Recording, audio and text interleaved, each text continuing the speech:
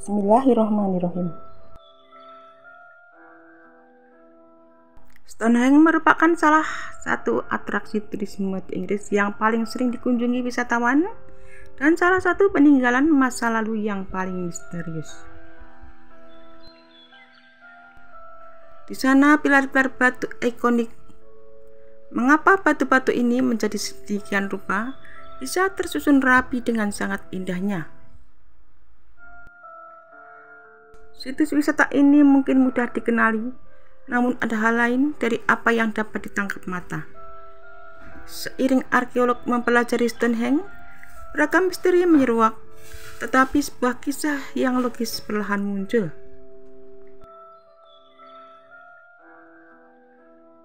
Para peneliti kini tidak hanya mendalami Stonehenge sebagai situs tunggal, tetapi juga area yang melingkupi monumen ini. Mereka berharap mendapatkan petunjuk dari bentang alam di sekitar situs prasejarah tersebut. Pemetaan bawah tanah dan ekskavasi menyingkap fakta bahwa Stonehenge pernah menjadi bagian dari jejaring yang rumit, gundukan makam purba, dan pemukiman yang tidak teridentifikasi, jalur kirap, dan bahkan kuburan berhias emas.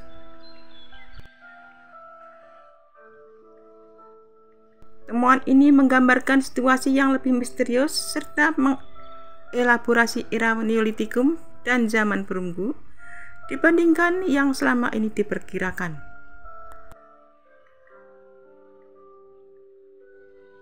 Proyek yang meneliti Stonehenge secara menyeluruh adalah proyek landscape tersembunyi Stonehenge yang digelar dari 2010 hingga 2014. Radar bawah tanah dan teknik pemetaan magnetik mengungkap bahwa Stonehenge terletak di tengah kompleks seluas 12 km persegi.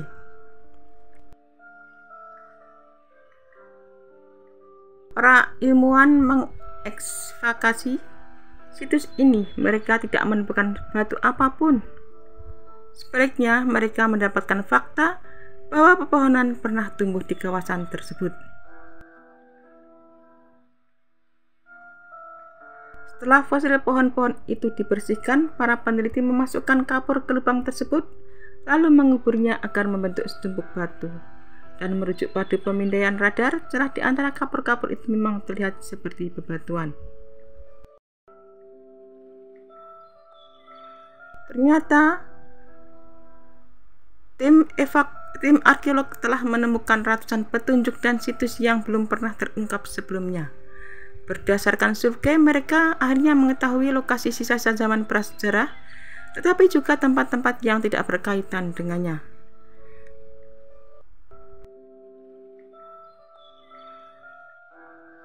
Penyelidikan semacam ini sangat penting karena memberikan ruang investigasi kepada para arkeolog, tidak hanya terhadap pusat monumen prasejarah yang telah diketahui publik, tetapi kawasan-kawasan lainnya.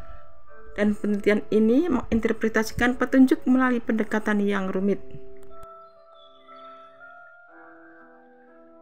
Apa yang telah terungkap dalam penelitian ini merupakan fase penting Durrington Walls yang sebelumnya tidak diketahui. Dan di antara perkampungan Neolitik dan benteng raksasa terdapat pilar lingkaran yang tingginya sekitar 4-6 meter yang jumlahnya paling sedikit 200 atau sekitarnya 300 buah.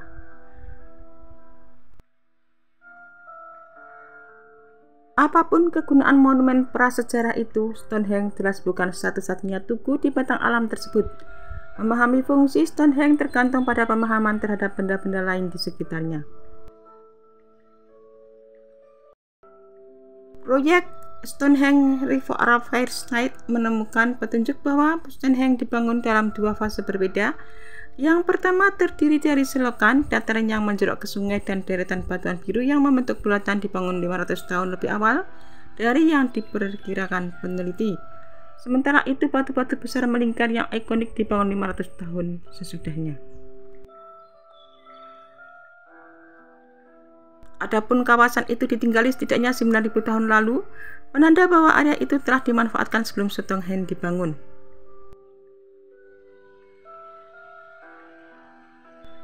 Jangkauan zaman Neolitik di area Avebury telah jauh dibandingkan kawasan lainnya. antara lain sampai ke Wales, di mana masyarakat Britons kuno mendapatkan bebatuan biru sebagai material utama lingkaran dalam Stonehenge. Di sisi lain, Parker Pearson menyebut batu-batu besar Stonehenge didatangkan dari area Avebury. Ini menandakan bentang alam dari zaman Neolit tersebut saling berhubungan. Plateau Salisbury, Avebury, Bukit Pursley di Wales, dan kawasan lain yang memiliki banyak tugu prasejarah. Batu-batu dari Wales adalah batu pertama yang diletakkan di Stonehenge. Asal-muasal monumen itu sangat penting diketahui.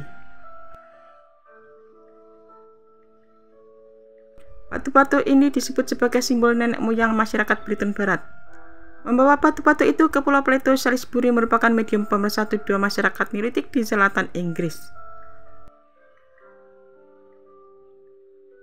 Peneliti telah bereksperimen tentang cara memindahkan batu-batu besar ini sejauh 260 km dari Wales.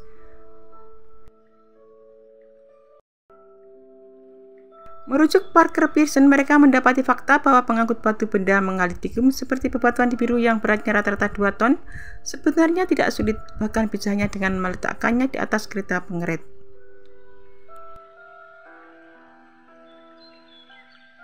Pada temuan baru lainnya, arkeolog menemukan sisa kremasi yang dikubur di Stonehenge.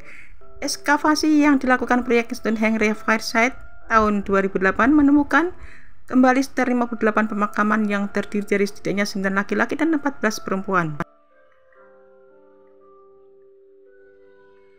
Merujuk pandangan bahwa orang yang dikuburkan di Stonehenge memiliki status sosial yang tinggi, temuan ini memantik pertanyaan tentang peran perempuan pada era Neolitik.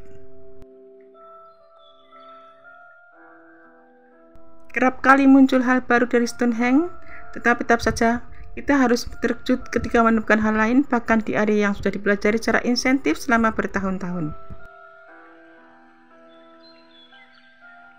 Temuan lain dari Durrington menunjukkan teknologi terkini tak hanya mampu menemukan situs baru, tetapi juga mengubah cara kerja memahami situs prasejarah tersebut. Temuan ini tidak cuma menegaskan keunikan Stonehenge, tetapi juga betapa pentingnya bentang alam di sekitar tugu prasejarah tersebut. Dan kita baru saja memulai memahami cara area ini berkembang dan arti Stonehenge bagi orang-orang yang membangunnya. Meskipun demikian, tak peduli berapa pertemuan yang muncul, Stonehenge sebenarnya akan tetap melemparkan beragam pertanyaan yang patut direndungkan para peneliti dan media massa. Masyarakat Neolitik ini memiliki keterampilan dan ambisi yang besar. Tidak mudah bagi kita yang hidup serba instan di era modern ini untuk memahami monumen besar yang didirikan secara sempurna dalam beberapa abad itu.